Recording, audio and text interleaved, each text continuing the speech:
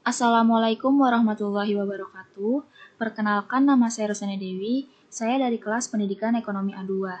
Dalam video ini, saya akan menjawab beberapa pertanyaan yang ditujukan untuk memenuhi tugas UAS mata kuliah Strategi Pembelajaran. Pertanyaan yang pertama yaitu, menurut saudara, bagaimanakah cara memilih strategi pembelajaran yang tepat dan apa saja yang perlu dipertimbangkan terlebih dahulu sebelum memilih strategi pembelajaran tersebut? Dalam memilih strategi pembelajaran yang tepat, ada beberapa hal yang harus dipertimbangkan. Yang pertama yaitu tujuan pembelajaran. Tujuan pembelajaran adalah kemampuan atau kompetensi atau keterampilan yang diharapkan dimiliki oleh siswa setelah mereka melakukan proses pembelajaran tertentu. Tujuan pembelajaran dapat menentukan suatu strategi yang harus digunakan guru. Misalnya, seorang guru olahraga dan kesehatan menetapkan tujuan pembelajaran agar siswa dapat mendemonstrasikan cara menendang bola dengan baik dan benar. Yang kedua yaitu aktivitas dan pengetahuan awal siswa. Belajar merupakan berbuat, memperoleh pengalaman tertentu sesuai dengan tujuan yang diharapkan. Karena itu, strategi pembelajaran harus dapat mendorong aktivitas siswa. Aktivitas tidak dimaksudkan hanya terbatas pada aktivitas fisik saja, akan tetapi juga meliputi aktivitas yang bersifat psikis atau aktivitas mental. Pada awal atau sebelum guru masuk ke kelas, memberi materi pengajaran kepada siswa, ada tugas guru yang tidak boleh dilupakan adalah untuk mengetahui pengetahuan awal siswa. Sewaktu memberi materi pengajaran kelak, guru tidak kecewa dengan hasil yang dicapai siswa. Untuk mencapai pengetahuan awal, guru dapat melakukan pretest tertulis, tanya jawab di awal pelajaran.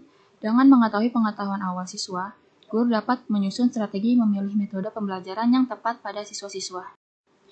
Lalu yang ketiga, integritas bidang studi atau pokok bahasan. Pada sekolah lanjutan tingkat pertama dan sekolah menengah, program studi diatur dalam 3 kelompok.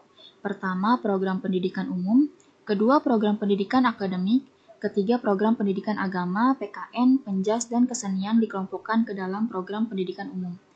Program pendidikan akademik bidang studinya berkaitan dengan keterampilan. Karena itu, metode yang digunakan lebih berorientasi pada masing-masing ranah atau kognitif, afektif, dan psikomotorik yang terdapat dalam pokok bahasan. Dalam pengelolaan pembelajaran terdapat beberapa prinsip yang harus diketahui, di antaranya yang pertama interaktif, inspiratif, menyenangkan, menantang, dan motivasi. Yang keempat yaitu alokasi waktu dan sarana penunjang. Waktu yang tersedia dalam pemberian materi pelajaran yaitu 1 jam pelajaran 45 menit.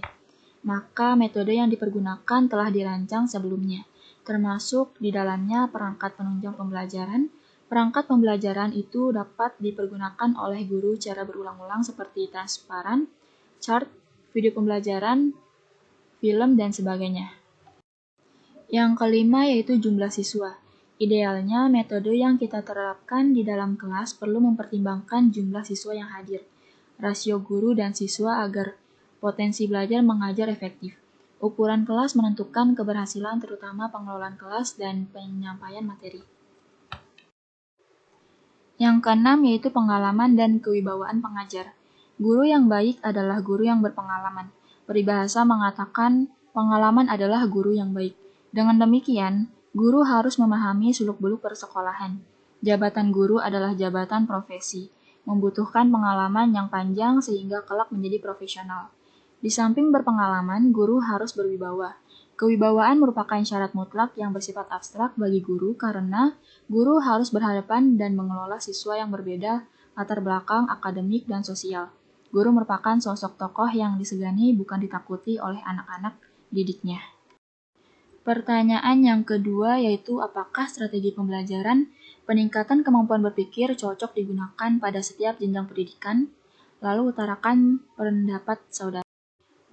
Menurut pendapat saya, strategi pembelajaran peningkatan kemampuan berpikir cocok diterapkan mulai dari jenjang sekolah menengah pertama atau SMP. Karena melihat dari aspek psikologis anak dan perkembangan daya pikir yang sudah cukup matang dan bisa memecahkan masalah secara mandiri, di mana hal tersebut sejalan dengan karakteristik strategi ini. Sebagai strategi pembelajaran yang diarahkan untuk mengembangkan kemampuan berpikir, SPPKB memiliki 3 karakteristik utama, yaitu sebagai berikut. Yang pertama, proses pembelajaran melalui SPPKB menekankan pada proses mental siswa secara maksimal. SPPKB bukan model pembelajaran yang hanya menuntut siswa sekedar mendengar dan mencatat, tetapi menghendaki aktivitas siswa dalam proses berpikir.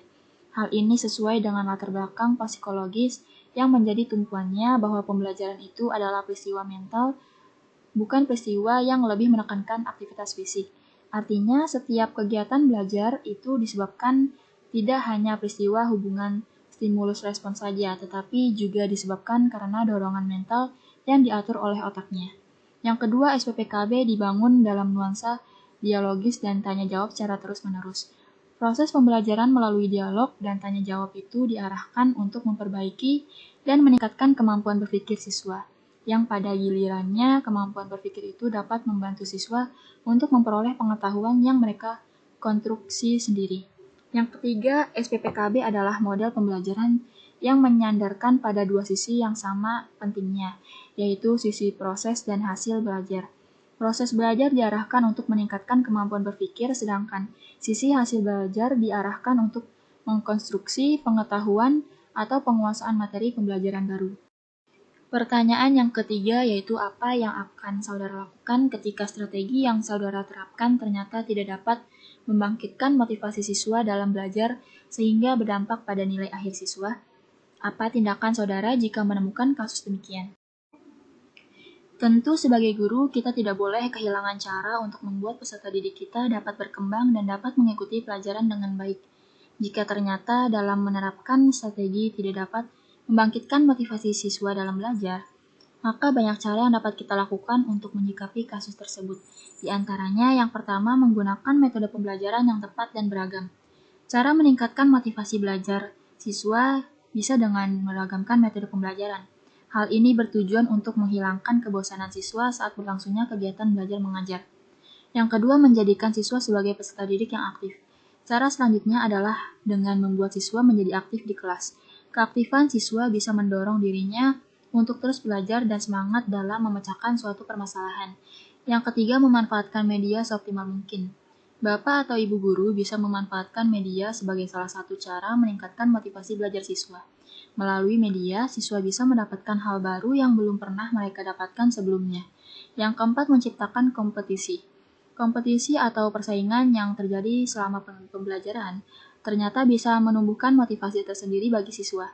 Melalui kompetisi, mereka akan saling membuktikan bahwa merekalah yang terbaik. Agar menjadi yang terbaik, siswa dituntut untuk terus belajar, dan kondisi inilah yang nantinya bisa meningkatkan motivasi belajar siswa. Yang kelima, mengadakan evaluasi secara berkala. Evaluasi merupakan salah satu cara guru untuk mengukur kompetensi siswanya. Jika hasil evaluasi selalu menunjukkan hasil yang baik, maka bisa disimpulkan bahwa sebagian besar siswa memiliki motivasi belajar yang cukup besar. Yang keenam, sampaikan motivasi secara langsung. Salah satu cara meningkatkan motivasi siswa adalah dengan memberinya motivasi. Saat mendengar kesuksesan orang lain, tak jarang mereka akan termotivasi untuk mengikuti jejaknya. Alhasil, mereka bisa lebih giat lagi dalam belajar. Yang ketujuh, dermawan akan pujian. Pujian merupakan ucapan yang bisa memberikan sentuhan positif secara verbal. Melalui pujian, seseorang akan merasa dihargai. Begitu juga dengan para peserta didik. Dengan demikian, siswa tersebut akan terus termotivasi untuk menjadi yang terbaik di hadapan gurunya. Pertanyaan yang keempat yaitu jelaskanlah makna pembelajaran dengan menggunakan strategi pembelajaran induktif dan deduktif, dan bagaimanakah cara implementasinya. Pendekatan induktif sendiri dalam pembelajaran adalah pendekatan yang bermula dengan menyajikan sejumlah keadaan khusus kemudian dapat disimpulkan menjadi suatu fakta, prinsip, atau aturan.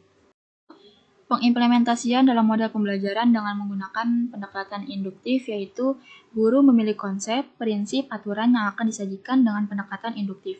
Lalu guru menyajikan contoh-contoh khusus, prinsip yang bersifat umum, lengkap dengan definisi dan contoh-contohnya. Lalu guru menyajikan contoh-contoh khusus agar siswa dapat menghubungkan antara keadaan khusus dengan aturan umum yang didukung oleh media yang cocok. Selanjutnya, guru menyajikan bukti-bukti untuk mendukung atau menolak kesimpulan bahwa keadaan umum itu merupakan gambaran dari keadaan khusus. Lalu selanjutnya yaitu pendekatan deduktif. Adalah pembelajaran yang berpangkal dari hal yang bersifat umum lalu diarahkan pada hal yang bersifat khusus. Pengimplementasian dalam model pembelajaran dengan menggunakan pendekatan deduktif yaitu guru mulai dengan kaidah-kaidah konsep atau pernyataan yang mana dalam pembelajaran diupayakan untuk membuktikannya. Yang kedua, guru memberikan contoh-contoh yang menunjukkan pembuktian dari konsep yang diambil. Lalu guru memberikan pertanyaan kepada siswa untuk mendapatkan jawaban dari pemikiran siswa itu sendiri. Yang terakhir, siswa memberikan beberapa kategori dari contoh yang diberikan oleh guru. Baiklah, demikian pembahasan dari beberapa pertanyaan yang bisa saya sampaikan. Semoga dapat bermanfaat untuk kita semua. Sekian dan terima kasih. Wassalamualaikum warahmatullahi wabarakatuh.